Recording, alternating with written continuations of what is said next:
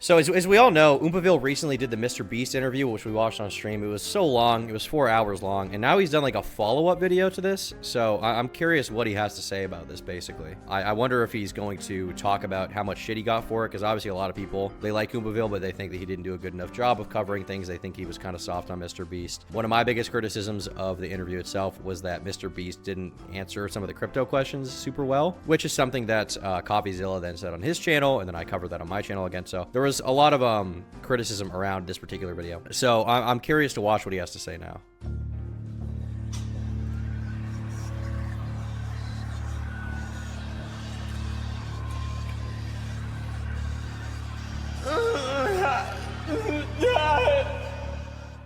Extra, read all about it. I am an undercover agent for Mr. Beast. I was completely bought off and paid for by blood money. My credibility is gone. My pants are full of shit, and I have failed the entire internet as a whole. I apologize. Firstly, to everyone who had very high expectations of me. We're talking about the Mr. Beast situation, the Mr. Beast interview, and I got a lot to talk about. It's very interesting. I've waited to address the drama, which is what people have been asking me to do, even in my comments on my videos. I've waited because there's a lot of great videos being made on the situation as a whole that are critical of myself and, you know, basically what happened, and I like watching it. I mean, I don't like watching it like I'm like it's that type.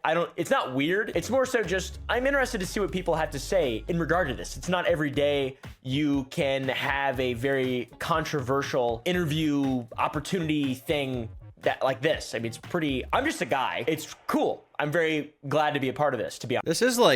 This is probably one of the biggest things he'll ever do. I will say, I'm surprised the interview didn't get more views. Like, the Mr. Beast drama videos got millions and millions of views. You know, Dogpack's biggest video about it got like 18 million views or something. Meanwhile, the Mr. Beast interview got 2.6 million, which is a lot, even for Oompaville's channel, but still, 2.6 million? I feel like that's not nearly enough. I would have expected like 10. But I guess in a way that just kind of goes to show that people don't, I feel like in a lot of allegation situations, people don't actually care to hear the response. They'll say like Jimmy needs to respond, but they don't actually care enough to seek out the response. They just kind of leave like a half-hearted dipshit comment and don't really think about it past that point. They don't actually want to see it.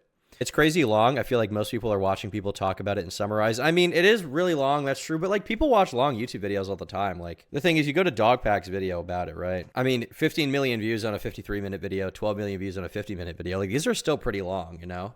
This is 2 hours people were willing to watch shitting on Mr. Beast. So I guess in my perspective, I wish that it was a little bit more equal opportunity where people were willing to also listen to the entire response. And on top of that, right, I also feel like if all those people saw the response, there might be more of an uproar about the stuff that Jimmy didn't respond to super well. I think maybe part of it could just be that he deleted one of the videos. Yeah, that was the James Warren one with the false allegation in it, as far as I could tell, at least. It seems to be the case to me that people are kind of fatigued of the Mr. Beast drama. I think that might be part of why not everyone watched it. That's kind of my guess, but I don't, you know, I can't read into the minds of these people. You know what I mean? People who don't like Mr. Beast aren't going to watch 2.5 hours of him trying to defend himself. I guess to me, that's like a really shitty thing though. Like I wish they would, but at the same time, I feel like that is kind of a symptom of, I think a lot of the individual claims about Mr. Beast to the broader narrative kind of don't matter to people. I think a lot of it, honestly, a lot of the public controversy from the perspective of like a normie viewer is less like what Mr. Beast did and more just like, oh, this great story of he used to be YouTube's golden boy and now he's evil, right? I feel like that's a big part of it. I feel like the actual points being delved into specifically are not as big of a deal to a lot of viewers, to be honest. Firstly, I want to go into my weaknesses and sort of addressing the criticism as a whole just off the bat. People were not happy with the way that I conducted the interview. The interview, by the way, is Mr. Beast came to my house last week and I asked him a bunch of questions and then edited that video and posted that video, and a lot of people are mad about it. The general overall valid criticism is that I didn't grill him hard enough and my questions were subpar or corporatized, or I'm not exactly sure. Really, it was just weak. It was a softball, a snowball, whatever people call it. That's the criticism. That interview is pretty much garbage and does very little to help him, despite being a softball puff piece. Firstly, I'm not going to make an excuse. This conversation that I had with Mr. Beast was completely deliberate. This is what I wanted to do. This is the exact same thing that I did with Dawson. I didn't push Dawson in any way. If anything, I feel more responsibility now if Dawson gets sued because I didn't push him and I didn't push back and he kept on sort of spreading things that now are probably, unfortunately, going to cause him some damage in a lawsuit if Mr. Beast actually does decide to sue him. I mean, but the thing is, like, I agree with the criticism that those interviews had a lot of instances where Oompa didn't push back at all. I do agree with that. But at the same time, like, many of the same people who were watching the Dogpack interview and really loved it and didn't want any pushback on Dogpack are the same people demanding pushback regarding Mr. Beast, right? And on top of that, I mean, Dogpack is his own person, right? He's his own fucking guy. He can do what he wants. Like, he makes his own decisions. He is a legal adult as far as I know. So realistically speaking, I don't think it's Oompaville's responsibility what Dogpack says or what false allegations he makes. I do wish there was a little more pushback in those interviews in general. I would agree with that. But I do find it interesting how nobody demanded any pushback from Dogpack. Nobody wanted anything clarified from him.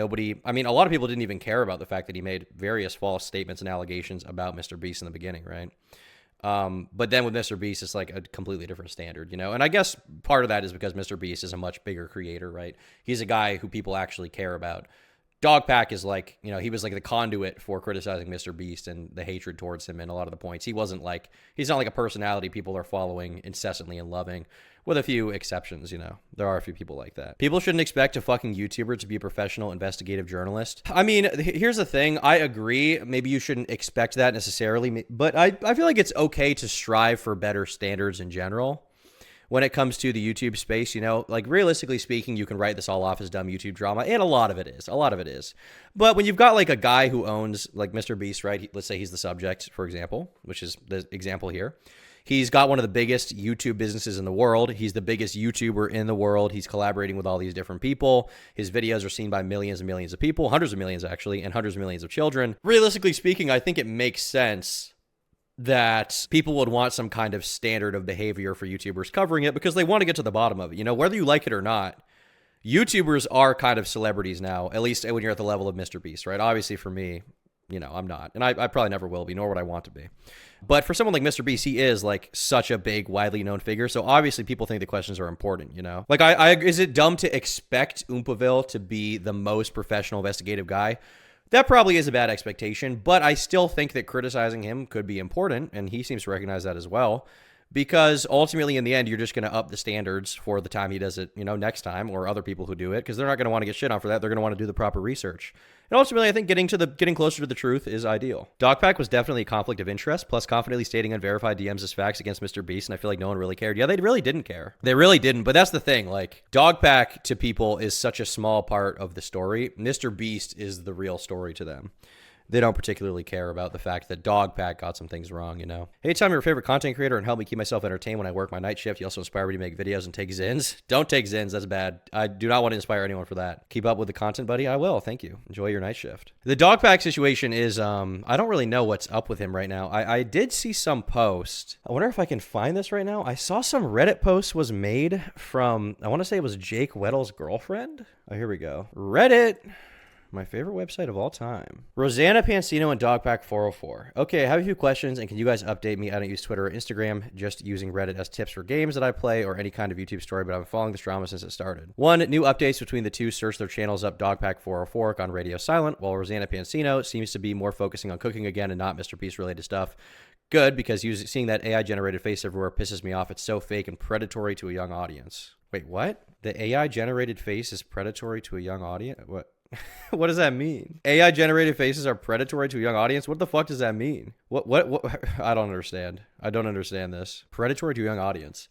Well, Dogpack 404 post is grand because his post is grand. Okay, this is an autistically worded post. So you get this person's questioning what's going on with these people on YouTube drama, and this person, OK Onion here. I'm not sure who this is. I think I saw someone saying this is Jake Little's girl, but I don't know if that's the case at all. But here's what this guy said. Talked to Dawson recently. He's focused on other things and is not being sued by Jimmy. FYI, if you're planning to sue someone, the first thing an attorney will tell you is that you don't publicly spread it around social media or tell a bunch of people. There are a multitude of reasons to do that, but one is that it gives them a heads up and more time to prepare a defense. In my opinion, knowing more of the inside stuff that's going on and how Jimmy is, that was more of a threat by Jimmy to scare people and is not speaking up about him, and to villainize Dawson for giving victims a voice as part of his very poorly coordinated I'm Actually a Good Guy podcast interview tour. Villainize Dawson? Dawson did lie. Dawson did lie in his videos directly. If he didn't lie, why would he not just keep making videos? There would be no standards. There would be no standing for a fucking lawsuit against him if he didn't lie, if everything is real. He knew there was a risk of a lawsuit from the beginning. People would be like, oh, well, now he's at threat of being sued. He thought he was going to be sued from the very beginning because he got cease and desist, and he kept going past that point. So clearly that wasn't a concern for him then. But now that a bunch of people have pointed out all the bullshit that he's been spreading, now it's a concern? Come on, man. Down with Bulgaria?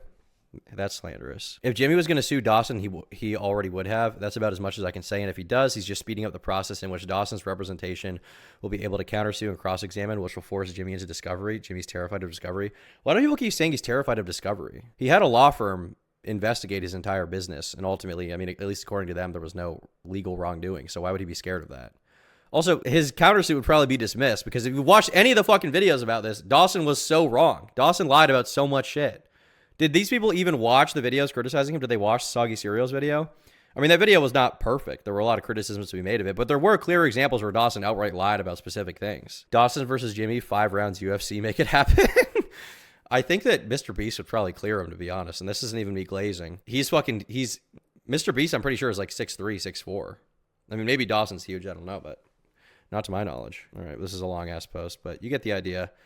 This person seems to think that, at least according to them, in their words, Dawson does not think he's going to be sued right now, I guess, but he's trying to avoid one, trying to avoid any kind of lawsuit that could come his way. Frankly, I'm not rooting for it either way. You know, if he gets sued, you know, it's not surprising to me. I'm not gonna cry a river for him. But if he doesn't get sued, I'm not gonna be like, sue him now. Like, you know, he already kind of got destroyed in the public eye to an extent, at least. Which I like Dawson a lot, and I don't want that to happen. All things considered with your video on Mr. Beast, but having digested it as a critically thinking human being over the last couple days, it appears to be 100% good faith as well. I can confidently say it does not seem like you want to necessarily gain anything from this. You're not a bad actor. You appear to just be honest and yeah, I mean, we're all monkeys. We will lie if we have to. I mean, of course. I just try to be honest, I guess. But now I have a level of responsibility because I approached the first interview like that. Maybe it emboldened him to say more things that weren't true and believe more people and not fact check things and just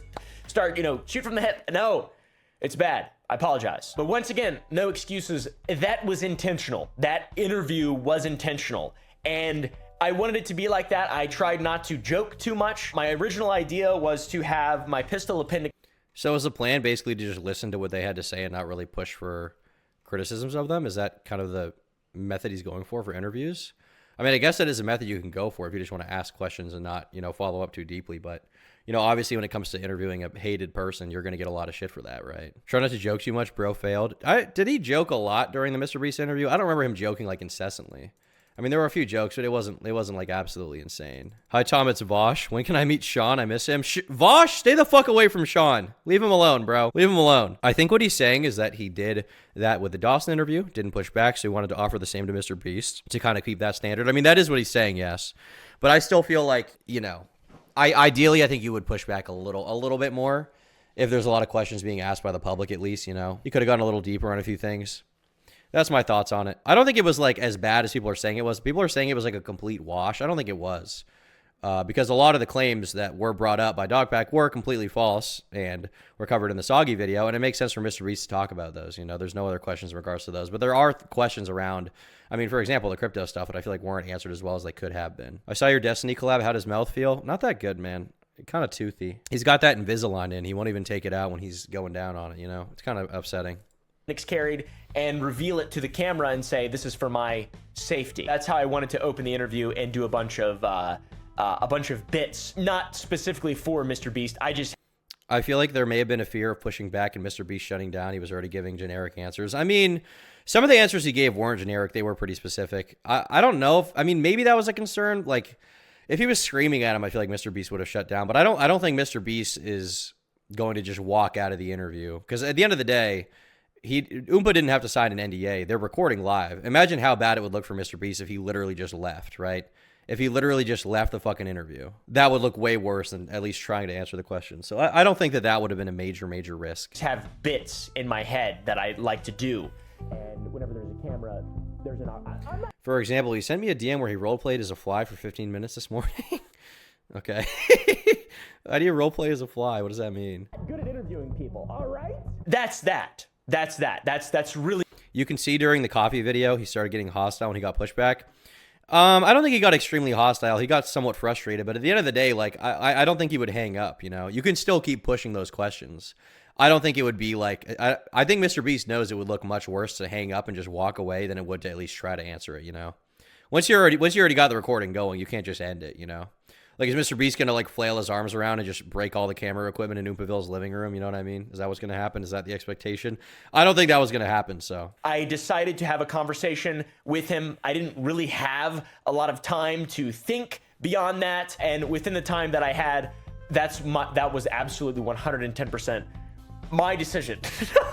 Which, you know, my idea, my philosophy behind it was, I'm going to let him say what he wants, and this is going to be his form of a response. If he is a hypocrite and people can prove him to be a hypocrite, then so be it. I just don't have the dog in me, the journalistic integrity dog, the genius guy who can remember things that actually matter dog. I have a different type of dog in me, and it's severely deformed and probably brachiocephalic. That's why I have 2 pugs. So yeah, once again, intentional. I didn't mean for it to be bad. I wanted it to hopefully be a meaningful source of information. People could watch the video, see what Mr. Beast had to say, and then they could fact check it themselves or whatever. I didn't intend for this to be the end of the conversation. I didn't go into this with an agenda. I definitely missed a lot of questions, and I definitely didn't push back enough. So I totally get most, like 99.9% of the criticism. Some people are just mean, and I don't like that very much. But you know, I'm reading it. I get it, and it's beneficial to me. So now I'll begin to make excuses. I mean, I think that's relatively fair. I mean, at the end of the day, him contributing the interview to the public consciousness is still good, so people can ask more questions in the public. But I think the one kind of annoying thing about that is like, okay, so he makes the interview, Mr. Beast, you know, gives the answers he wants, Oompa doesn't push back, people then respond publicly, but then we just never get another Mr. Beast response, potentially, right? Like, we just never get one. There's probably not going to be another YouTuber anytime soon, at least, who gets Mr. Beast in a room to interview them and ask him these kind of hard questions. So it's like, I'm glad that, you know, the interview has entered the public consciousness and we can see it and see at least some of the responses Jimmy has, but when there's more stuff left on the table and we don't get a response from him, it's like, well, what the fuck, you know? I released a video game. It's called Black Pine, and it is so important to me. The team that I work with around that is so important to me. This has been my absolute passion project that I've kept completely under wraps for the last year, along with the candy. Like, these things are so, I just love doing them. I work with my friends. I'm just so incredibly grateful for those things. And it's difficult when we have big events in regard to those things to prioritize YouTube over them. I love YouTube, and I'm insanely grateful once again for my platform, but I would like to use it in, sounds ironic after the, you know, the whole fallout from this, I would like to use it in more meaningful ways and things that get me excited. And to be frank, internet drama doesn't really get me that excited. And there's a bit of poetry I released a video called I Am Retiring on that day, which I talk about the game, and that was meant to hopefully inspire some people at the very least, and at the worst seem like I'm a massive narcissist idiot who really loves video games and wants to make some games. I'm not really sure. This is not a publisher relationship. This is no investor. It is just me, my own effort and money combined with some people I was incredibly fortunate enough to meet who know way more about all this stuff and mentored me and helped me and have made this all a reality for me. But that video was completely true and poetic that the Mr. Beast interview was thrown in my lap the day of. It's like, okay, I'm talking about stepping away from this kind of stuff that I'm having difficulty finding meaning in and being impassioned by. And then the literal biggest YouTube drama scoop opportunity ever presents itself. I mean, yeah, it's kind of hard to turn that down. I have empathy for that. It's kind of difficult to turn that, you know, opportunity down considering the money you'll be making off of it. I still think, you know, and I'm glad he's acknowledging a lot of the criticisms about that interview. I still think the interview could have been better, you know. Given the time period he had to prepare, maybe not, but, you know, I think I would have liked to see, like, honestly, to an extent, I wish CoffeeZilla would cover more general YouTube drama because he's so good at covering crypto, which in and of itself is a lot harder to cover than most YouTube stuff because you have to have a lot of prior knowledge around it. I feel like his expertise being applied to general YouTube drama situations, obviously he could, you know, pick and choose what he actually wants to cover based on what's important to him, but I feel like that could be really good. I feel like that could actually be very good. Now, I mean this in the most positive way possible as a compliment. Oompaville definitely has that kind of Mr. Beast gene in him, in that he's doing so many different cool things on YouTube. And, you know, I said this about Jimmy in the past, you know, and I'll say it now. I still very much respect the fact that Jimmy has done so many cool, big things on YouTube. You know, you can still criticize him undoubtedly, but, you know, game is game at the end of the day. When it comes to Oompaville, I mean, he's got his candy company, he's making a video game. Who knows what else he's cooking up? This guy does have a very cool sort of business operation, but it is interesting to me that he said he's kind of getting tired of YouTube drama. I didn't realize that was the case for him at all. Can you welcome Internet J back to YouTube? I did see he posted. You know what? I wish him well. I wish him well. Scrimpin for 10 says, cannot wait to see the Dogpack 404 defamation suit live streamed. Remember, kids, being poor is a mentality. Being poor is a choice. True. That's very true. Well, if it's civil court, maybe not. I know for public criminal court cases during the pandemic, a lot of them started being done on Zoom, and I think some of them are still done on Zoom to this day. So a lot of them are accessible on YouTube. So for example, the Onision trial, a lot of that is accessible on YouTube through recorded Zoom calls. The same applies to Futuristic Hub. So that is kind of an interesting development that makes it a lot easier to make content off of it. You know, this stuff being done live on the internet, which is also funny because people will get in those chats and shit them the fuck up and just be annoying. Internet of J art continuum. To be honest, man, you know, Internet of J, most of the shit I said about him was memes, you know. There were definitely criticisms in there, but a lot of it was just like, you know, you're cringy, whatever. But you know what? I genuinely hope that he comes back to YouTube and has a fun time. That's my honest statement, and I'm not being facetious here. I saw his video. Seems like he's moving on from the prior drama and doing his own thing. Good for him. I hope he figures it out, genuinely. I chose to fix my bot, my little Python Discord bot in my gaming server where I was in Unity. I spent more time in Unity the day that Mr. Beast came to my house than I did preparing in any meaningful way. I shouldn't be laughing. This is a very serious thing. Now we know the invalid points and everybody's gone through this. I think it's time to look back and laugh. I've learned a lot, honestly, like in terms of conducting interviews. And just as in regard to this, I've researched it more so. So yeah, game released. I was poetically talking about retiring in a broader, more philosophical sense.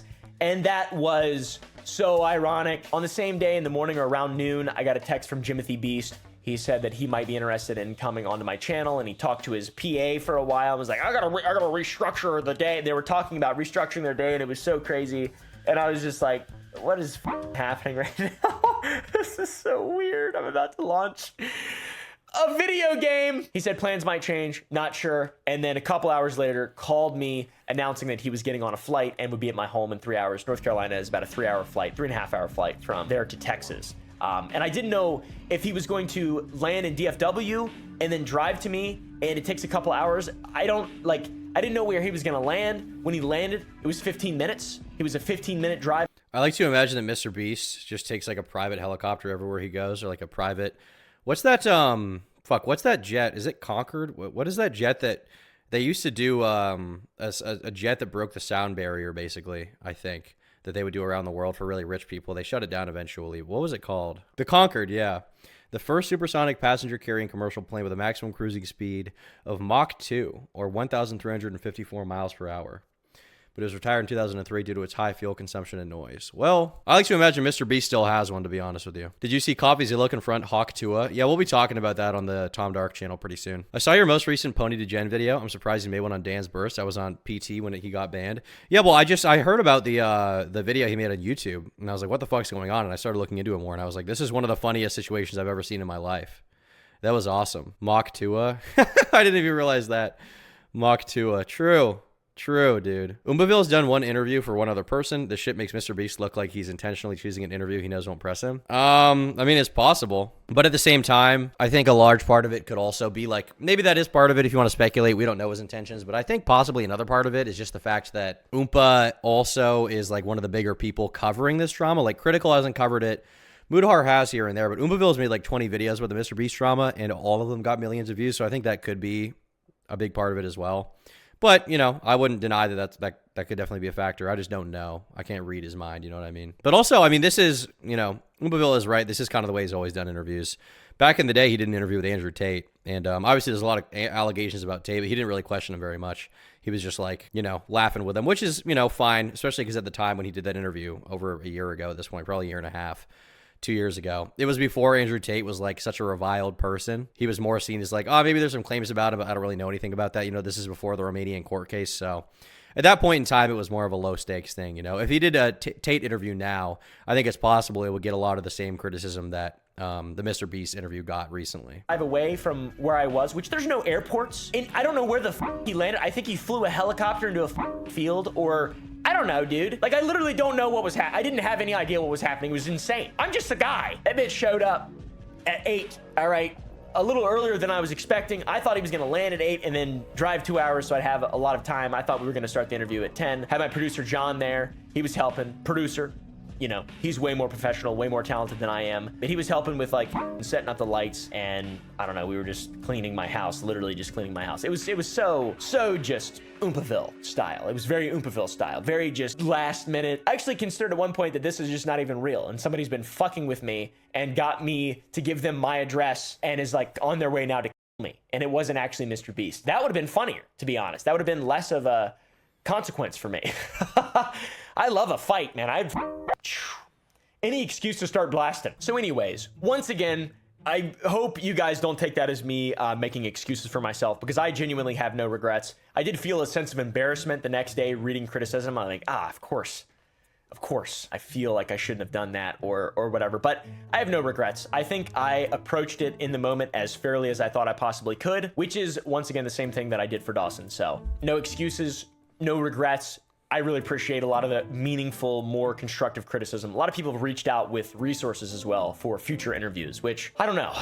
The day of, I was like, I'm never doing this shit ever again. I don't want to do this. I don't want to talk to people. This is like way too much pressure. But now I'm like, okay, maybe there is like a lot of actual, genuine, meaningful criticism. People actually care about this type of stuff. I should be pushing harder or be more prepared or rehearse questions. I've never rehearsed anything in my life. All right. I feel like rehearsing questions wasn't the biggest deal in the world. I feel like the better thing would just be, you know, when you have an interview, I think it's good to have your initial questions and then follow-up questions to go deeper into it. Because, like, if you ask Mr. Beast a question, he's like, oh, this is what happened. He gives a very short response. It's like, okay, are there deeper points in there? Like, you can almost imagine a dialogue tree that's like, all right, initial question, you've got 3 possible responses from Mr. Beast. If Mr. Beast responds in this way, you have no further questions because he clarified all. If he responds in this other way that doesn't, you know, answer it fully, or maybe leave some things out intentionally or unintentionally, you can then follow the dialogue tree down to a third order of, okay, here we've got more questions going on. Here we need follow-ups to clarify stuff, especially with the crypto situation. I feel like that could have been better. I think that probably could have been a little bit better to me, honestly. Do you think you'll ever attend another FurryCon? The interviewing you did and messing around you did was probably one of the most memorable videos to me. It's possible. I mean, it's not like completely unlikely. I probably won't attend that one because they were trying to get me to get fucking vaccinated again. Which I did not want to do, but I mean, it's possible that I would do another, you know, interview video at a convention at some point in time, but it's not like, I'm not like itching to do it, you know? I'm not itching to do it. I'm trying to use the Tom Dark channel to explore every different avenue of content I can do to get better at it. And I've already done enough interviews to think that I'm like kind of decent-ish at it at this point, at like not going over the line with pushing people too far, but being enough that I'm kind of funny. In regards to the last super chat, I'm going to a FurryCon next summer. You should come with me. Fuck no. Somehow I can play the guitar fairly well, and I've never practiced.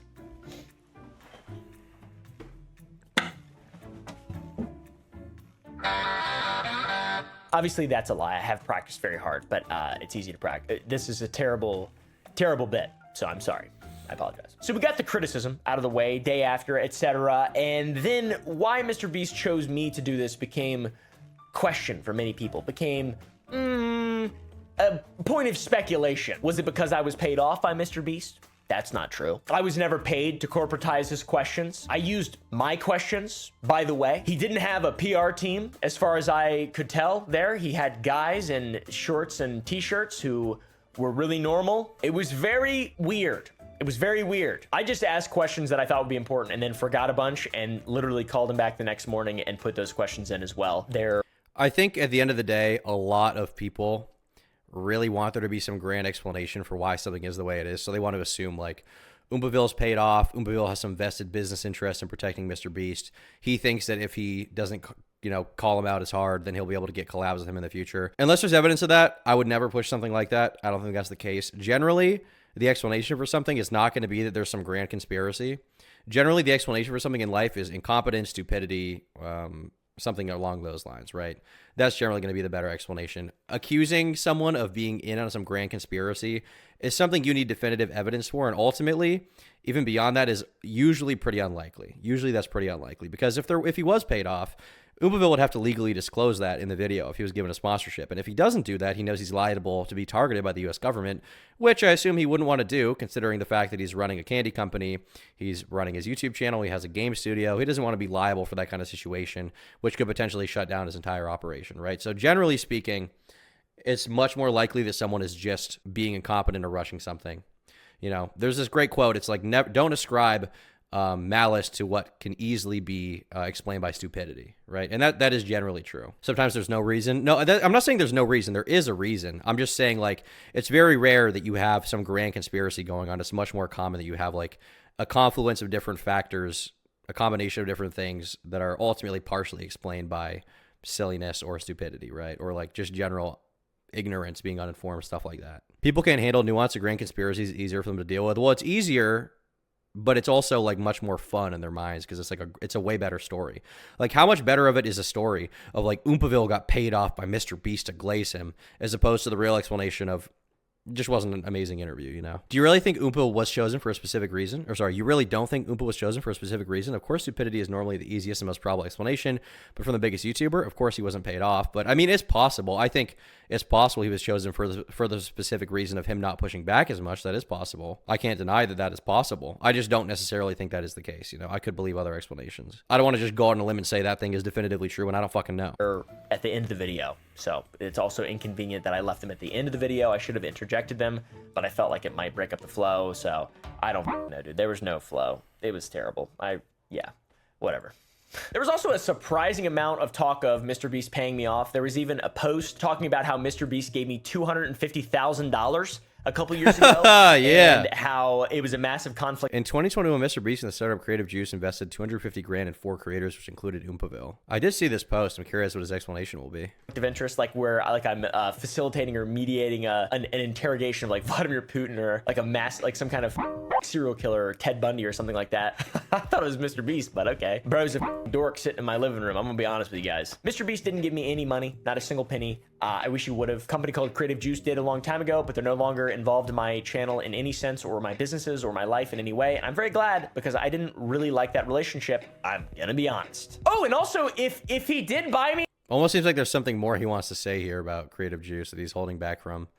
Maybe for legal reasons. I don't know anything about Creative Juice, but Creative Juice is mismanaged as fuck. What is Creative Juice, Void Trex? Do you know? Can you give me a little lore? Speculative lore from my chat that is not 100% true and should be taken with a grain of salt. What is the deal with Creative Juice? They reached out to me back in the day and shit was mad weird. What do you mean by that? What do you mean by that? Creative marketing agency from Atlanta. Juicers. Wait, is this the right company? I get a lot of companies like this emailing me saying they can help me fundraise up to $300,000. And I'm like, why would I need a fundraise? I just don't respond. Creative Juice has invested millions in creators. How are they using the funds? Back in 2021, content creator focused fintech company Creative Juice launched with its debut product, Juice Funds. A pool of cash is described as a groundbreaking way for creators to support each other and invest into their peers' businesses. Okay, so it's essentially just a method to invest in your fellow creators' startup ideas. I feel like this implies that YouTubers are smart. I feel like that's the implication here. The offer to invest in my channel, give me funds for videos and such. Yeah, I mean, I've had a lot of companies like this email me, and I've just been like, I'm just thinking, like, why do you think I need funding for my videos? Why would I need to like fundraise from other YouTubers for my stuff? Like, it just doesn't really make sense. Do YouTubers not make money? The idea was if creators had access to a large lump sum of liquid capital, they'd be able to grow their channels and their content far more quickly than if they were just reinvesting their monthly earnings from platforms like YouTube. Well, if that's the case, wouldn't they have to pay back investors at some point? Creative Juice went on to raise its own fresh round of funding in April 2022 and subsequently upped the Juice Funds pool to $50 million. According to data from Creative Juice made available exclusively to TubeFilter, Juice Funds recipients have seen a range of benefits. More than 70% of recipients grew their teams by hiring staff like writers and editors. 70% of recipients also upgraded their equipment from basic cameras to full studio setups. I mean, I guess it depends on the YouTuber. If you're like a really small level, like low level YouTuber, this could benefit you. But I feel like a lot of this stuff is stuff you can just do along the way. Like I did all of this shit. I got a decent camera with YouTube money. It was like $1,000. You know, I have writers and editors that help me out. So like, it's not the most impossible thing in the world to do just along the way, slowly by making money on YouTube. Oh, there they put Oompaville right there, actually, in this article. I guess Oompaville is saying he didn't really like the relationship that much. Didn't really benefit him that well. She Tom my Dark Tell on live. True. Hey, Tom, just curious. We'd be covering the Some Ordinary Gamer drama. Yeah, I talked about it a little bit. I might go more in depth, but yeah, I did give like a basically short take on it a little bit earlier. Most of YouTubers' problems aren't from a lack of money when they're first starting anyways. Yeah, true. Dude, one of the most annoying questions I'll get is like, what's your YouTube advice? And they'll just ask me that. Like, that's it. It's like, well, just make videos. Like, you just have to make videos and then you'll figure it out. Like, all these, the first order of operations is to make videos. If you've made them for 5 years and it hasn't worked out, there's probably no advice I can give you that will make you figure it out, you know? Now, at this point, when people ask me for YouTube advice, I usually just ignore it or I email them back and I say, give up. I say, give up, you know? And it's not because like YouTube's like a lost cause, but you don't need to email YouTubers asking for YouTube advice. Like asking me what equipment I use. The equipment I use does not matter. So many different people use so many different kinds of fucking computers, camera monitors, computers, monitors, equipment, like cameras, chairs, microphones. It doesn't really matter. What matters is just making good YouTube videos. That's it. When I started making YouTube videos, I'm not trying to make like a rags to riches story. I was a rich kid, but when I started making YouTube videos, I had like a $400 laptop, then I had like a $50 blue snowball. Actually, initially, I just recorded videos of myself talking into my iPhone, which was honestly, the audio quality was perfectly fine for the time on YouTube. And then I would just remove the video and use that as audio. Eventually, I asked for a blue snowball for Christmas and I got that. But like, generally, it's like with starting any kind of business, right? Like you kind of got to start from zero in a lot of aspects with content creation. And then once you start making money off of it, then you put a little bit of that money back in. But really worrying about like the equipment you have is such minutia. It just doesn't fucking matter. Just make videos. That's it. A bunch of SoundCloud artists blew up off of songs made with iPhone earbuds for mics. Yeah, exactly. The equipment doesn't fucking matter, dude. You can't trade content for good specs. If you have shit equipment, but good content, people will watch it. Just has to be listenable and watchable. Yeah, exactly. Having like decent audio quality, meaning like listenable, barely listenable, is like the only thing that really matters, honestly. As long as you have that, your visuals can be whatever. They can be like kind of shit and it won't matter. Look at Critical. Moist Critical, okay? Fucking Penguin Zero. The biggest commentary channel of all time, okay? This guy uses a Logitech Brio webcam, I would guess, for most of his videos, which is Ubisoft. like What? $100, maybe 200. He uses the same microphone I use, an AT2020 USB, which is $150, and that's it. That's what he's used for years, and he has built a giant empire. Like, it just shows that like YouTube is not really about how good your equipment is. If you're trying to do really high-produced content, that's like some in-depth documentary or like something super ambitious, obviously that does matter. But like when you're starting off, if you're making like commentary videos, like you don't need good equipment. It doesn't fucking matter. Like I literally, dude, on the Tom Dark channel, I didn't even use a webcam for the longest time. I just use a mic. And the first camera I got, this video has 1 million views. I'm using a C920, a 10-year-old webcam that only records in, I think the max res is probably 720p. Look at this shit. I use this webcam. And the same mic I'm using now. The video got 1 million views. It does not matter. And there was like a conflict of interest. What about all these videos where I shat all over him and his stupid Lunchly brand talking about lead and his dumbass business partners? Like, what? It makes no sense. It makes no sense. I guess it does make sense if you are really excited by internet drama, maybe it does make sense. But yeah, to me, it doesn't really make a lot of sense. I really wanted to ask him if he had seen any of my videos on him while he was sitting in front of me, but I figured people would be like, why are you asking him questions about yourself? You're talking about yourself too much. You're talking about yourself too much. Stop talking about yourself. Talk about the victims, which I think I also didn't do. So yeah, I went easy on Mr. Beast because that's exactly what I did with Dogpack. And in my own mind, my justification or the way that I was speaking to myself was not, I'm gonna go easy on him.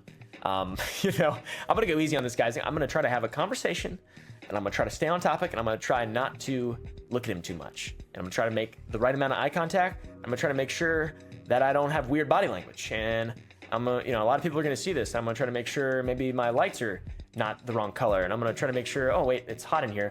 Yeah, but at the end of the day, people have that double standard because they don't expect anything from Dogpack. People honestly don't even give a shit if Dogpack lies. He can make a third video saying in the first 20 seconds, I lied, I fucked up. Anyway, here's my new shit. And that's all they would care about. They don't actually care if he fucked up. They care if Mr. Beast fucked up. And beyond that, I think that it's a lot of it is kind of like, there's so many different claims being made. It's hard to pin it all down and get it all down to a science. I'll tell you guys what my plan is, okay? My plan is, this drama obviously has been so oversaturated on YouTube. There's so much shit on it. I was initially planning on making a long video about it soon, but considering how many videos have been made, I think now is the wrong time. I have a video that's like been in the works that we just canned for now. Me and the Turkey team canned it. In like 2 or 3 years, I will do a definitive Mr. Beast drama retrospective and try to get it all together in one place and like analyze every single claim. There's no way I'm going to do that right now. I'm too burnt out on it, but I'm going to try in a couple of years to like do a full breakdown front to back, like 3.5 fucking hour long video. What's the determining factor that makes you not want to spam Mr. Beast videos for clicks? I mean, I did make a lot of Mr. Beast videos, to be clear. I made a lot. But the reason why you don't want to do one kind of content too much is you end up accruing an audience who only wants to see you do that one thing and won't watch you do anything else. Like ideally, the appeal to my content is that on one hand, I cover things people want to hear about, but at the same time, I can deviate a little bit and I can be fine doing it, right? So like for someone like one of these channels, like I guess Cam Nuggets is a good example that blew up making Mr. Beast videos, right? You know, he got to a decent amount of subscribers doing Mr. Beast stuff, which I'm not shitting on him for. You know, this is a position a lot of YouTubers have been in. But Cam Nuggets blew up off of doing Mr. Beast content. He's got 25K subs. You go to all his most popular videos, they're all Mr. Beast. Every single one is Mr. Beast, apart from this one. You know, these videos have hundreds of thousands of views, right? This is what people wanted to see from him. You go to these videos, it's like, I mean, he's got a little bit of an audience watching, but it's like, he does a video about Destiny, it gets 10K. Video about Stake ADs, it gets 3K views. Then he makes a video that's like, you know, this is kind of loosely Mr. Beast related because it's Dan TDM calling out Mr. Beast to put him on the map. Here he's doing a video about it. Oompaville, this is Mr. Beast related. Oompaville, this is Mr. Beast related. Like you kind of get trapped by that kind of thing where the only thing people want to watch from you is going to be Mr. Beast content. And I don't want to have that situation. Now I'm lucky well, not lucky.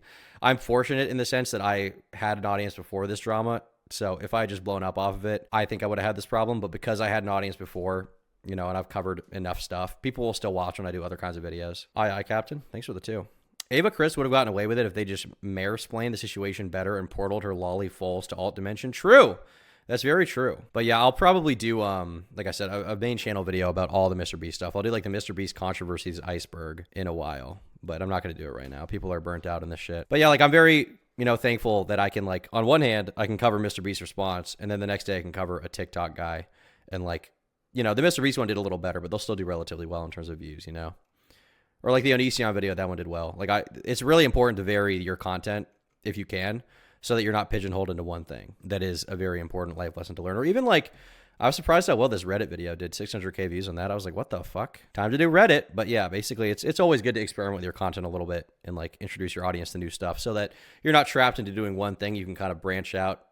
You don't want to be in a position where you're doing the job you've wanted forever, which is YouTube, and you can only talk about one fucking guy. You know, Mr. Beast gets boring eventually. Currently celebrating the return of LCP on the latest Tom Dark video. And on the subject of bronies, have you heard of the 4chan Run Pony Convention in Florida? Seems like a neat topic for a Time IRL vid. I think I have heard of it. I don't remember what someone was telling me about that and wanted me to go there to do some video for some specific reason, some specific controversy with it. But I don't know what it actually was, to be honest with you. I'm gonna try to make sure that it's maybe 68 degrees instead of 72 because I feel hot. Is my stomach? I'm gonna make sure that I have ginger in my pocket and I'm ready for this. I'm gonna make sure.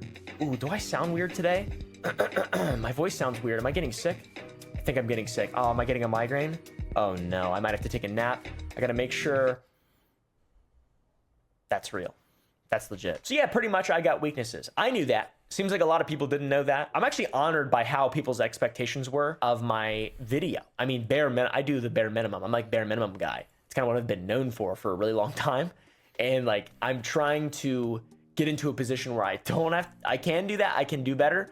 Guess we'll start next time. So now on to some things that I forgot or didn't push hard enough on that I completely agree is valid criticism. Ava Chris Tyson. Didn't push hard enough on Ava Chris Tyson. That is really weird. The reason I didn't push hard on it, by the way, which doesn't make as much sense now, but at the time made perfect sense. I thought that his addressing it via Twitter, I thought it would be more important for me to focus on other things that hadn't yet been addressed because this is the first time Mr. Beast is talking publicly. But that is like one minute, small way to look at it. I definitely should have pushed back more on Ava Tyson or asked more about it, but I didn't have the preparation to handle my own there. I didn't have the receipts. After Ava, I've got to say the crypto stuff. I called coffee. Yeah, like almost for my own curiosity, I feel like a big thing to ask would have been just about the Rosanna Pansino video about those group chats. Because like that video that she made was completely bullshit. And I don't think Jimmy has to respond considering how bad it was and how much she fucked up that evidence with Dogpack. But at the same time, I guess just for my own personal curiosity, I would just like to see Jimmy talk about it personally. And even beyond that, like, for example, with Delaware previously being friends with Chris, I would like to see that talked about. Not that that proves that Jimmy did anything wrong, but, you know, there are just like general questions I have about that kind of situation where it's like, I just want to know, you know, I just want to know what's going on. I just have a lot of personal curiosity about this story. and I want to know like what was happening behind the scenes. Even one thing I want to know is, do you guys remember, I did a video about this when it happened. Chris Tyson's partner had made some post that got leaked from Discord. And the post was like them talking about how there was some private business meeting where like they had to fire Chris Tyson, and like Jimmy and all these people were like crying in a room. They were like, we have to do it. It's going to save the Amazon show. We have to make Chris Tyson apologize and make a statement or something. Like, do you guys remember that? I feel like most of you probably don't, because there's been so much shit in this situation. I would have liked to see some kind of response to that. Not because Mr. Beast has to, because that was just like an unverified claim, but I'm just curious about what was going on behind the scenes there, you know? Were you crying too? Yeah, I would say so, for sure. Coffee the next morning, I was like, what are some more questions? Like, I remember picturing that description as like a scene from Succession, and I was like, fuck, I want to see that. I don't trust that, though. Well, you don't have to. It might not be true, but I would just like to. I guess I'm just curious, you know? I'm a curious guy. I'm like a monkey. I'm like a curious ape. I'm rolling around, I'm roaming around, I'm picking up bananas, looking under them, I'm peeling open bananas, not because I want to eat them, but because I want to see if there's any disease or flies in them that I can inspect and do research on. You know, it's just that kind of situation. Questions I could ask. I need to ask Mr. Beast some more shit. I forgot to ask about the Shadman thing, which I felt was appropriate to ask. I did ask about that at the very end. I saw a lot of people say that I didn't at all, but they just didn't watch the entire video, and I don't blame them. Typical YouTube viewer. So Crypto, Ava as well, associating himself with Logan Paul. That was one I was kind of punching myself in the face with, because I've made a lot of videos on Logan Paul. I am not a fan of Logan Paul, and I think he's a massive scumbag. And I think that speaks to, you know, someone with who they surround themselves with. I kind of get surrounding yourself with people who are maybe apolitically, you know, it's justifiable, but Logan Paul is absolutely a piece of shit. So that definitely needs some clarification. I feel like he's a piece of shit, but people get mad that I'm a flip-flopper as well. I'm just trying to understand and be like compassionate, because my mind is always so naturally set on things, and I'm very stubborn. And I've learned over the last couple of years to not be so stubborn, not so much of an iconoclast. I used to be a lunatic rager, just like, you're a dummy, you're. And then now I'm just like, I want to look at trees for a really long period of time and see what they mean. I guess this is just what happens when you get old. You get less schizo, you care less, which, I mean, makes sense. The Logan Paul thing is interesting to me because I feel like, you know, I don't like Logan Paul, and I think it's kind of a bad look to do a business with him, but at the same time, there's kind of this big thing that's happening on YouTube right now. I've noticed a lot. It happens in the commentary community, it's happening in the broader community, where people will be like, hey, I noticed you did something with that guy once, you did some content with him. Did you hear about this thing? You need to talk about this right now. And if you don't, I will not respect you anymore. It's kind of this guilt by association thing, which is generally an argument I don't like, unless Mr. Beast has done the same shit as Logan Paul, you know? I don't think it's necessarily like a thing where it's like, you need to answer for Logan Paul's crimes. You know what I mean? I don't think that's necessarily a good argument most of the time. I don't like that kind of guilt by association mentality. But obviously with Logan Paul, it was very interesting how, like, clearly the Lunchley thing had been planned for a while, had been in operation for a while. They had been, you know, probably planning behind the scenes for a year or two. Who knows how long? Bro's talking about a Cheeto. Well, I mean, I don't really care about that. The thing is, I don't really get bothered by it because I don't really feel the need to answer for anyone else's actions if I know them. You know what I mean? Like, I guess for whatever reason, I just don't feel that pressure. But a lot of people on YouTube do feel that pressure, and I feel like it's somewhat shitty from the audience in some ways. But what I was saying was the Lunchley thing was clearly planned for a while, and that coming out when it did was like the worst timing possible. Like if the Lunchley thing had happened like 3 months prior before the Mr. Beast drama, I honestly don't think that anybody would have given a shit. I honestly don't. I don't think it would have even been a conversation. I don't like Logan Paul, dude, and especially the whole Lunchley thing, defending it with lead. I did bring that up, but I didn't push. I should have pushed, definitely. That's probably, if I did have a major regret for the whole interview as a whole, I'd say that's it. Not talking more about Logan Paul. I also missed the online slot machines or getting kids to gamble in regard to Feastables. Also forgot to ask why Logan Paul had nothing to do with the Mr. Beast stuff. If he did ask about it, it would lead to Mr. Beast closing off and people would complain about it for sure. It's still related to the accusations as well. I mean, it's one of those situations where you can't make everyone happy.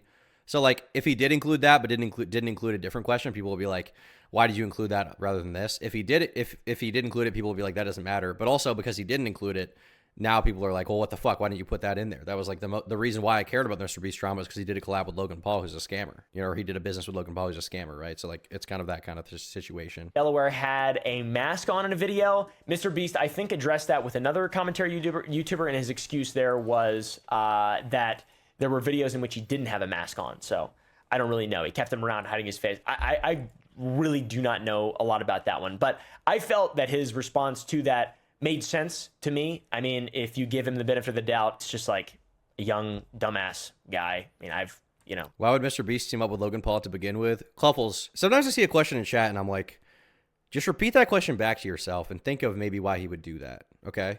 Remove yourself from the YouTube commentary viewer brain and imagine why you would want to do a business with one of the biggest YouTube creators in the world. Maybe just like ask yourself that question. Like, money! That's why. A big mistake YouTubers and streamers make when they start getting big is thinking they need to have a big team and much better production quality. They end up becoming just like the old media that they replaced. I mean, is that a mistake a lot of YouTubers make? I mean, some of them for sure. I think the real problem is like, I don't think the issue is that people have teams. I think the issue is that the team and the upping of the production quality becomes, in some cases, I can't think of any examples, but it takes priority over what made the content good in the first place, and it can lose that kind of personality that it had to an extent. You know, I think that is definitely a thing that can happen for sure. Your tips for diss track was my #1 most listened to song this year. I want to know when and if you'll make another diss or rap song. That's crazy that was your #1 listened to song. I mean, if, maybe. When? No fucking idea. I made this shitty video. Obviously, I would like to think that I would make the exact same mistake. I don't know. And then the Antichrist allegations. Curious. You swear on the Bible, but you didn't know about the Antichrist? Curious. I don't know if Mr. Beast is a demon, but I lied about all the him flying in on a private jet stuff. I actually had a pentagram in the corner of the room, a salt circle. You summoned him. For a while. That's it. He spawned and he went... He like fucking came up out of it was red and stuff. It was like a hole and there was like red clouds. And then he had like a bunch of feastables and stuff. And then I accidentally... Really big dumb idiot in chat says if he would have put himself in the content viewer mindset, he could have seen that getting involved with Logan Paul is one of the worst optic decisions you can make. But the thing is, like, there's multiple different kinds of content viewers. Like, there's people who watch my content or Oompaville's content or critical content who are like, okay, this is how I feel about Logan Paul. I don't like him. But there's also people outside of that who don't fucking care. Like, you have to realize that. Logan Paul still makes money. Logan Paul is still a successful content creator. He's still a fucking businessman. Like, there's people who don't give a shit. And ultimately, the people he would be trying to appeal to by not collabing with Logan Paul are the same people who wouldn't buy Lunchly anyway, realistically. So from his perspective, if you're kind of playing devil's advocate here, like, there's no reason for him not to do the Logan Paul business thing. There's literally no reason to not do it other than during the time period that it happened. Right? Now, if you want to make a moral argument against doing, you know, a business with a scammer, you can make that argument. But I don't think most people are concerned with that as far as, you know, I don't think Mr. Beast is the most concerned person with that, to be honest. That's not my read on him. Thanks for the 2, Nabarius. And thank you, CakeMan7, for becoming a member. Tripped and stumbled, and I knocked the salt out, and he got it. He escaped. I accessed a portal to Greenville, North Carolina through the Necronomicon, basically is what I'm saying. Now on to some more specific criticism, guys, on Reddit. I love Reddit. I'm a big fan of Reddit. And I read criticism, okay?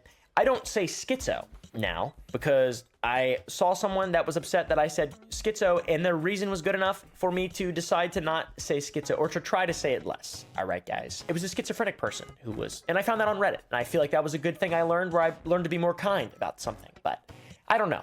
Maybe I'm a dumbass. Maybe these people just hate me. I don't know. Maybe these are just haters. There was lots of coverage on my interview.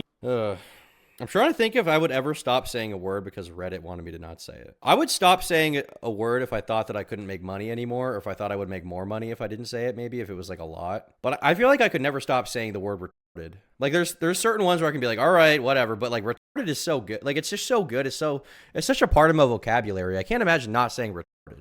I feel like to a certain extent, there's certain things that I just have to say, and that might be one of them. Debate 2 of Destiny, spit on that thing. I'll stop. All right, I'll get right on that. But yeah, I feel like I just have to say that. Like, you know, there are certain ones that I'm like, all right, maybe I should say that less. You know, maybe it's not worth getting more shit for it. You know, maybe it's not worth, you know, potentially losing sponsorships in the future. But like with the word retarded, come on, I got to keep going with that one. If they take away that word from me, what do I really have? What do I even have? You know, I'll sell out to a certain extent, but with retarded, really, like I gotta not say that one. Come on, that's one of the most important ones. That's all I have. All I have is that word, truly. When did that word even get offensive? It was thrown around like crazy on YouTube, even in COD lobbies and COD videos.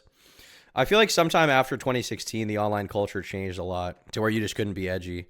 It seems like it's getting a little edgier now on YouTube to an extent, but I think part of the problem is like if you have an audience that already doesn't like if you are edgy and you've already walked back from that shit, you can't really go back now unless you want to lose a decent amount of them and have to rebuild everything, you know? If you're actually retarded, Tom, you can say it. Well, that's always been my point. Like, I am. And I'm also gay and transgender, so I can say all the words associated with that.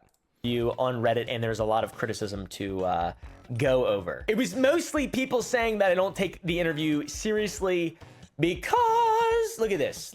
I thought it'd be funny to respond to people being really mad at me with just a picture of me looking old. I thought that was funny, and people seemed like they didn't like it. 36 downvotes, that's epic. If you're getting 36 downvotes on Reddit, that means you won, in my opinion. I think that means you won for sure. Guy forgave me. I didn't want to be forgiven. He got downvoted. I just thought it was funny because it's like, what am I supposed to do about it? I fucking suck. What do you guys want me to say? I don't just, yes, you're right, because that's what I'm gonna say. That's what I want to say. Yeah, okay. So yeah, maybe I was a little silly at first. I apologize. I'm a silly guy. Silly, goofy guy. I should have been more silly in the interview. I also regret that. Maybe I do have a lot of regrets about this. So I was silly off the bat. That is absolutely proven. But there are things to take seriously, that I do take seriously, that are important to me in regard to the situation. Not the criticism, but going into it and just in general. I do believe that it's very important to give both sides of any situation a platform or even a platform or opportunity to feel comfortable in talking openly. Obviously, that doesn't exactly affect Mr. Beast, because if he really wanted to control the narrative and really feel comfortable talking openly, he could have just posted on one of his mini channels, to be honest, and then he would have been able to, you know, put $1 million into fucking a video, the most ultimate disapproval video of all time. But for some reason he chose. So I thought that was important, though. I do think that is still important. I also don't necessarily think that it's important to identify who the bad guy is. I don't think things are that simple. It's good to know things, and it's good to have context and be able to make your own decisions. But I didn't try to be like, well, this is the bad guy. You know, let's talk to the bad guy and let's see really how bad he actually is. I don't think being super black and white is that responsible. True. And also, the world is not black and white. I've said this many times, especially in the Mr. Beast videos. I've been saying this recently, but, you know, people like this kind of good versus evil worldview where it's like, I'm the good guy and they're the evil guy. You know, like I was watching even this movie W about George Bush, right? Our former president before Obama. And there's this clip of that movie, and I don't know how accurate all of it is. You know, it's an Oliver Stone movie. Sometimes those are kind of wishy-washy with the facts, but there's this scene when George Bush is like, you know, people out there got to know that we're the good guys and they're the evil guys. There needs to be a them. And the them is the terrorists. The them is them. You know? And like, to be clear, I'm not going to have a Hassan moment and be like, oh, the Taliban is fucking based or 9/11 is good. I would never say that. But the United States did fuck around in the Middle East a lot in the 80s. And even with ISIS, there seems to have been some involvement from the United States government that potentially contributed to some of these organizations strengthening themselves and then coming over to America and fucking shit up. So, you know, realistically, it's not to say like, you know, the Taliban is good or America is evil. It's more that, you know, there is more gray area here. We should defend ourselves against our enemies. There are people you can hate for their actions, but it's also important to understand why they exist and the history behind them. Like it's super, super rare where you have like the good guy and the bad guy, and that's just how things are. There are no like perfect people. And there are no perfectly evil people. Most people who we call evil don't realize that they are committing evil actions or think that they're doing things righteously. Oliver Stone's laughed at and hated by historians. That's not surprising to me, to be honest with you. His movies are still good, but that's not surprising to me at all. Rutrow, we're heading down the evil postmodernism, Tom. I don't even know what postmodernism means. Term to describe a variety of artistic, cultural, and philosophical movements that emerged as a reaction to modernism. Postmodernism is characterized by a number of key principles, including skepticism, skeptical of universal truths and objective reality, and instead focuses on relative truths of each person. Well, I think there is objective truth. Complexity and contradiction. Postmodernism is characterized by complexity and contradiction as opposed to the clarity and simplicity of modernism. Anti-authoritarianism. Postmodernism rejects the authority of any single style or definition of what art should be. Mixing styles. Postmodernism blurs boundaries between styles and genres and encourages freely mixing elements. Critical re-examination. Modernism encourages critical re-examination of established institutions and social norms. I mean, this is such a broad term that can be applied to so many things, but I mean, there are ideas from there that seem good. Maybe that's the most postmodernist thing to possibly say. postmodernist to say that postmodernism has its benefits and its negatives. Maybe that is the most postmodernist thing that I could possibly say. I like the idea of trying to be compassionate and like understanding and open to all sides. Like I'm not pro Mr. Beast now. Like I don't know why I've made way more negative. Well, if we're talking about postmodern art, I would say generally I don't like postmodern art a lot based on the biggest examples I've seen. Postmodern art. Yeah, I mean, this is okay. It's, you know, some of it's good, some of it's not good, but I don't know. The most amazing pieces of art I've ever seen have been like fucking, when I went to the Louvre in Paris, that was really cool. There was a lot of cool art in there. The Mona Lisa, honestly, pretty underwhelming, but there was a lot of other cool stuff. There was this piece of art of people on I've talked about this before. I think I talked about it when I talked about an Ethan's Online video. There was this piece of art in the Louvre that is, I think it was supposed to be a politically, this is all copied from what the art tour person said, so I'm just ripping it from them, but there was a art of a piece of ship. It was like a small piece of wood that like 10 guys were on. And it was after like a ship crash, basically after like a battle. And you had all these different guys on it. And one of them was in like complete despair. And that was supposed to be, I think at the time it was revolutionary because it was showing some kind of representation of depression and like quote unquote shell shock or like, you know, a struggle with mental health. And then there was also, I think in the painting, there was a black guy, which I think at the time was kind of progressive because not a lot of people of people of African origin were in paintings at the time. Raft of the Medusa, is that what it is? It didn't have Medusa in it. Oh yeah, this is it. Yeah, this is totally it. This is fucking sick. There's like a whole like 20,000 people who think that I, for A, sucked his penis, which I didn't. B, he owns me or something. And then C, like I fucking gave him a puff piece, but I didn't feel like it was a puff piece. Was it really a puff piece? I don't know about that. Also, another really important thing for me, getting as many clicks and views as possible and making as much money as I possibly can off it. That's why there were so well, at least he's honest. True, based. many Sour Boys ads. I released a fucking video game the day of. I should have promoted that shit. I should have been shameless. Another regret. Once again, You should have gotten Mr. Beast to be like, hey guys, play Black Pine Incident Response Team now. Play my video game now. That could have been great for ads in the future. and on Reddit, there was more criticism in regard to the Creative Juice investment. Yeah, so the whole interview is a conflict of interest. No, it's not. It's not actually a conflict of interest. Yeah, but welcome to Reddit, where assumptions are made, conspiracies are brought up, everything has to be some grand conspiracy. That's basically it, right? That's basically how it is for all of Reddit, I feel like.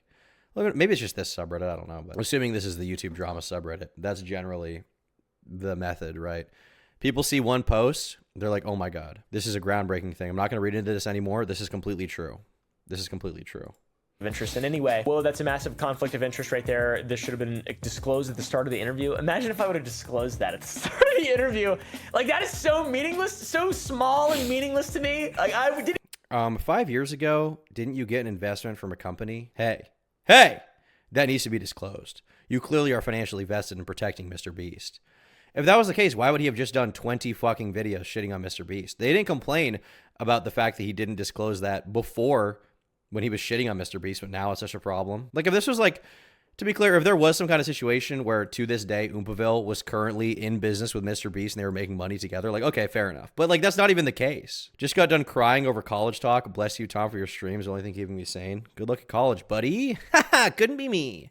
didn't even think of that. I didn't even think of it in any way. Nor have I ever thought of it as like, oh, thank you so much, Mr. Beast, for helping me. Oh my God, thank you so much. I thought, this fucking predatory fintech company is offering to give me money. How can I not hang myself with this rope and rickety stool they just fucking sat in front of me? That's what I was thinking. Jesus. And also, what about all the shitting on him I did as well, guys? Come on. This is the only criticism where I was like, ah. I have a question for Oompa. If he's still here, you just sold a portion of your channel again to fund your gaming studio. Who did you sell to this time? Maybe tag him to be sure he sees this. I sold my channel, a portion of my channel this time to Spotter at a substantially better deal. Literally, there's a reason Spotter's been in business for a lot longer, and they've bought a bunch of creators' back catalogs. I wouldn't be surprised if they bought Mr. Beast's back catalog. He sold away part of his channel to Spotter? I kind of want to ask him about that. That's really interesting. I feel like I would not do that. I feel like I would not sell away any part of my content to some company. I don't know. I just don't like the idea of some company. I don't know what his contract is, so I don't want to get, specific speculating about his stuff, but I guess I don't like the idea of the content I make being partially or entirely owned by someone else? How does that work? I mean, you just sign away the rights to those specific videos to the company. Or like the way it would work is if they technically own a percentage of the channel, you have an LLC or other, S Corp, something like that set up for the channel, and they then own a percentage of it. Therefore, they get a percentage of the profits. But I just don't like that. I just might have been a good deal. I mean, if it's Oompaville doing it, I assume it was probably a good deal. He is seemingly good at business, better than I am. But I guess I just don't like the idea of people partially owning my channel at all. I don't know. That's why I started doing the merch, right? Not for this specific reason, but just because I want to be more independent in what I do. And the merchandise, by the way, thank you all for buying it, has been allowing me to like do less sponsorships and do more of the merch. The problem right now is just getting it made has been a pain in the ass. We're dealing with a lot of manufacturing issues, but overall, like, doing more of my own stuff makes it so that I'm beholden less to what sponsors want me to do, or I just have to do less ads, And I think in general, people would probably prefer that I promote my own stuff than promoting like some other company, which, by the way, I'm very thankful to all the companies that have sponsored me. But realistically speaking, in an ideal world, I think most YouTubers would like to have their own product that they can sell. Money's better. It's your own shit. It's cool. My shirt arrived. W quality. Thanks. As far as I know, oh my God, as far as I know, they are not owned by Mr. Beast. Let's see. Does Mr. Beast own Spotter? No, Mr. Beast does not own, but he's a partner with the company. Bruh. It's considered a representative of the value of long-form content. Dude. He's just invested in every creator business. I saw recently Mr. Beast was making, or he bought some company that's like LinkedIn for YouTubers, because it's so hard for YouTubers to hire people. So it's like LinkedIn where you can easily hire editors and stuff like that, which seems like a good business. No, I might even want to use that at some point. Tom, do you ever think about how the audience controls your job, and at any point we could all turn on you and stop and reduce your income? Honestly, not really. And the reason why is because I feel like I'm in a position where I've been pretty honest about my positions publicly, and like pretty much what you see privately and publicly is what you get. Obviously I don't talk about my personal life that much, but there's nothing in my personal life that would really shock people. I feel like my positions are relatively consistent, so realistically, am I really worried about that? Not really. It's not really a concern for me. I mean, I guess, anything's possible, but no, to be honest with you, not really. But that's also been like a careful thing for me where I'm like, I'm careful to like not stake out positions I don't agree with, or like jump on drama I don't really care about or don't want to be involved in, or, make claims that I can't justify or prove in general. I've been very cognizant of that because I want the audience to like me and what I have to say and be here for what I have to say, rather than like me having the right take or the take they agree with, right? Like that's more important to me than anything. So honestly, not really. Spotter. Oh, he's part of Spotter's portfolio. Oh, thank God. Okay, so they invested in him. Jesus fuck. Oh my God. Spotter is awesome. They've never given me any feedback about any of my content ever. They don't give a fuck about my content. They use my channel as collateral, and I use their investment to fund my game and fund my candy company and just build the best possible business that I could out of principle, right? Out of principle. We're doing some cool shit, by the way. We're doing some cool shit. Spotter, I don't even want to talk about them in this video because I feel like they're going to get some shit because of this. I apologize. They don't have any control over anything that I say.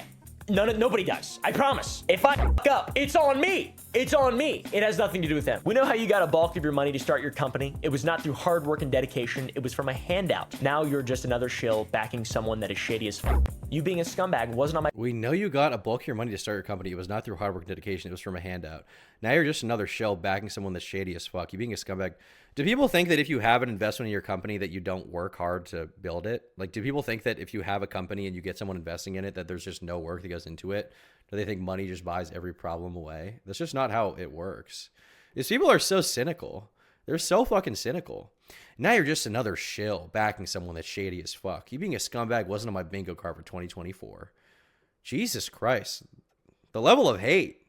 You plugged right now? I've got 2 plugs in. I'm going to let you guess which holes they are. My bingo card for 2024. Oh, Caleb, you could have done at least a couple of minutes of research and been prepared, yet you just didn't. I don't get why dumb people get famous anymore. Okay, the last part's true, and I agree. But the first part's completely false. It was not a handout. If you call a borderline usurious loan in the form of an investment a handout... Thank you, Issa, whatever your name is. Drastically different definitions of the word handout. So that's just unequivocally false in every single way. Demonstrably false. Also, I didn't... Yeah, but none of these people have ever built businesses, so they're just going to be like, oh, you're a sellout. You got a handout, you piece of shit, you phony. You always talk about how much work you put into this business, yet someone gave you 50 grand to invest in it, which you now have to pay back in dividends to them. You piece of shit. What is wrong with you? This is disgusting. Once again, my agenda was not to end this entire conversation. It was to give him a platform and let him speak in a form of a conversation the exact same way that I did with Dawson. And as for being a scumbag, I don't think I'm a scumbag. I try really hard to be a nice guy, like really hard to be a compassionate guy. And then in regard to hard work and dedication, I absolutely am a hard worker, and I am completely dedicated to living the fullest life I possibly can. So that's just all that's wrong, first part, except for maybe being a scumbag. With the definition of handout, I think their definition of scumbag might be sort of confusing. People are also critical of me not picking a side. They say that I swap sides depending upon the direction of public opinion and which way people are leaning. I go with the flow, right? I'm trying to appeal to the most people as I possibly can. Addressing the fence-sitter allegations here, Oompaville. Now, I feel like this is an important thing to address, but at the same time, what's probably more important to talk about is the fact that Oompaville is a capitalist. I don't know if you guys know this. Oompaville makes money. Oompaville has not once talked about the merits of Karl Marx and communism on his channel, which, frankly, as someone who's been espousing it for years and has taken a lot of shit for, me speaking truth to power in that way, I find it disgusting. Not only did he do a shitty interview with Mr. Beast, he didn't donate all of his money to the communist polycule concubine. And the fact he didn't do that is disgusting. Like, what is wrong with him? Like, all these fucking fake YouTubers, these sellouts, these shills getting handouts from these investments, okay? Look at me. I've never taken a handout. I'm talking about how important Karl Marx is. And what the fuck's up with that? What is up with that? Come on. I love when Thomas Berg's out. Every time I talk about the merits of communism, people say I'm spurging out. What is wrong with you people? Obviously, we should be redistributing wealth to the lowest of society, especially the diaper maxers.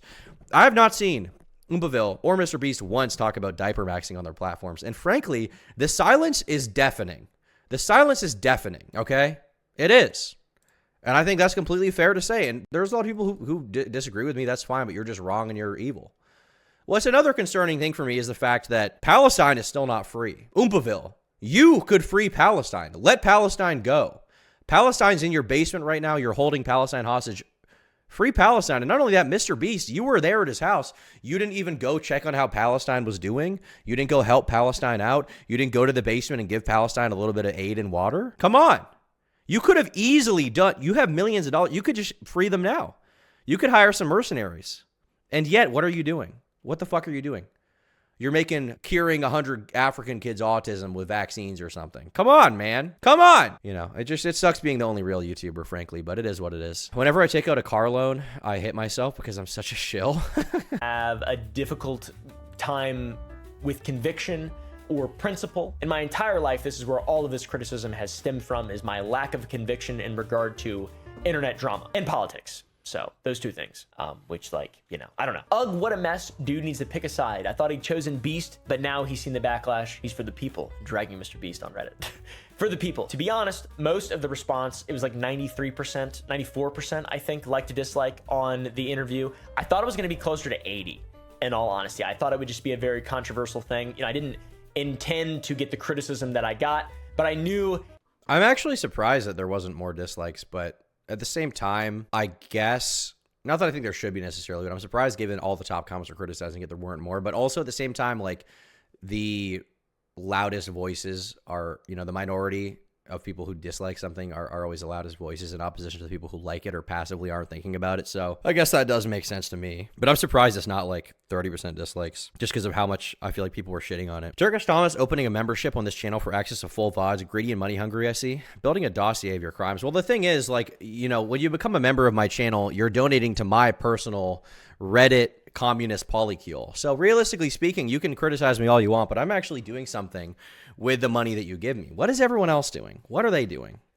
Not very much, it seems to me. That it would be very controversial. I knew that a lot of people were going to be upset. I wasn't sure who exactly where, but I didn't try to set out with the agenda to pick a side in this. I didn't choose Mr. Beast. I've made a lot of videos negatively about Mr. Beast. I platformed Dawson once again. Same thing. I tried not to pick a side. I wanted to hear what people said, and if they could provide evidence for what they're saying, then, that can be a meaningful source of information. I'm a YouTuber though, so it's I'm not,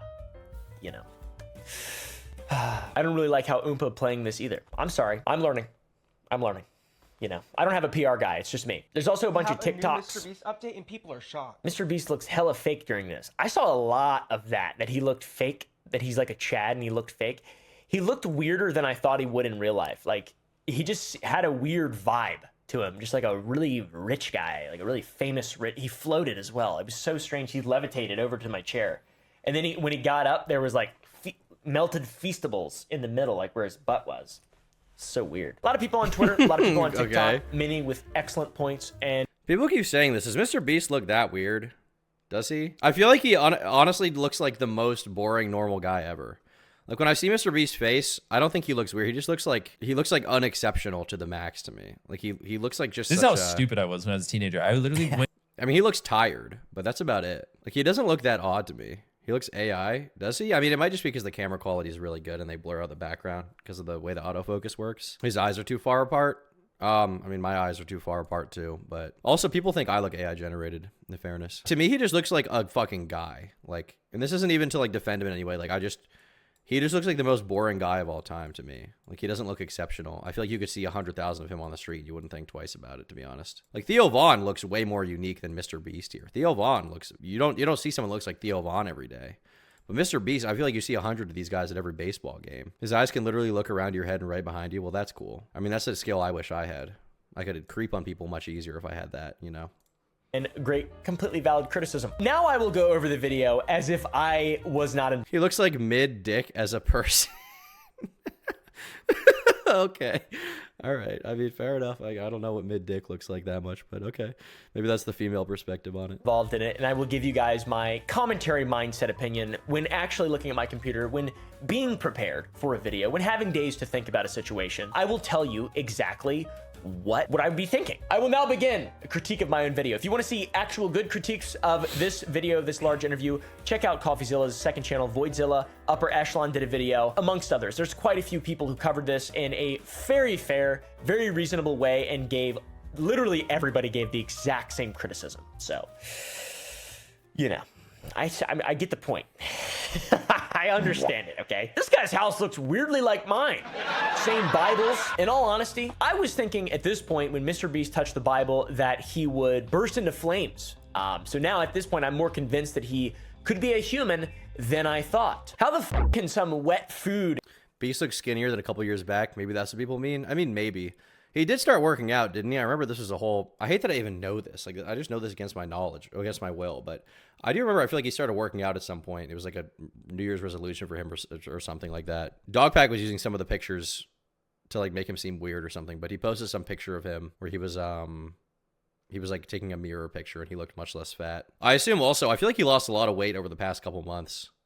It looked to me like he lost a decent amount, like maybe 10, 20 pounds. Maybe that's from the stress. I don't really know. Turkish Thomas, will you ever stop deriding Destiny? Well, the problem with like stopping that is that his dick being in my ass feels so good when it chafes against the sides of my anal sphincter. So like from that perspective, it's kind of difficult to stop, but at the same time, I understand why you might want me to. It's kind of a difficult situation there, you know, like it's like on one hand, like, you know, there's a lot of good criticism against him, but on the other hand, like the way it pushes against the sides of my asshole, like it just feels really interesting and good. So I feel like from that perspective, like it's kind of hard to stop. Why would you say that? Well, I'm just telling the truth. I'm just being honest. Wouldn't you rather me be honest? I know this against my knowledge, against my will. Whatever. Tom Swanson 2024, good one, buddy. Criticize a f***ing YouTube dude. Dude, last time I checked, nobody liked their cereal soggy anyways. This one's funny. Weird. Did you catch that? Run that in reverse, editors.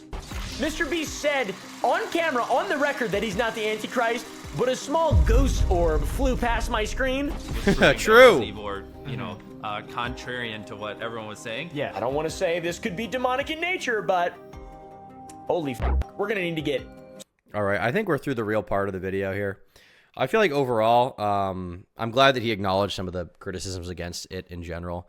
I think that, you know, it shows character growth as a person to acknowledge the criticisms against you, you know, especially when you have a video interviewing the biggest YouTuber in the world. I'm curious what the comments had to say on this. He probably wouldn't have wanted an interview with CoffeeZilla. At least you got him to talk. You did your best, man. I wasn't expecting you to give him a hardball interview, but I do think you platformed him without any sort of pushback to what he was saying, and I'm glad people are rightfully saying that. I'm not saying this from a place of hating on you, but you allowed him to talk around you, talk over you at some points, and agree with some aspects of what he was saying that gave credibility to the parts he didn't or couldn't defend. I'd say that's mostly true. I think that the interview from Oompaville's audience was basically what all of his audience expected, but I think when it reaches outside of that, I think there were a lot of criticisms made, which, in fairness, I think most of the criticisms, especially from other YouTubers like Upper Echelon and people like that, were pretty valid. But I'm glad he responded to it in general. Overall, platform Mr. Beast. He meant, I think, by platforming him, whether, it is cringe phrasing, but they were just more talking about the fact that he brought him on his channel and didn't give super hard pushback in regards to certain things that he could have much better.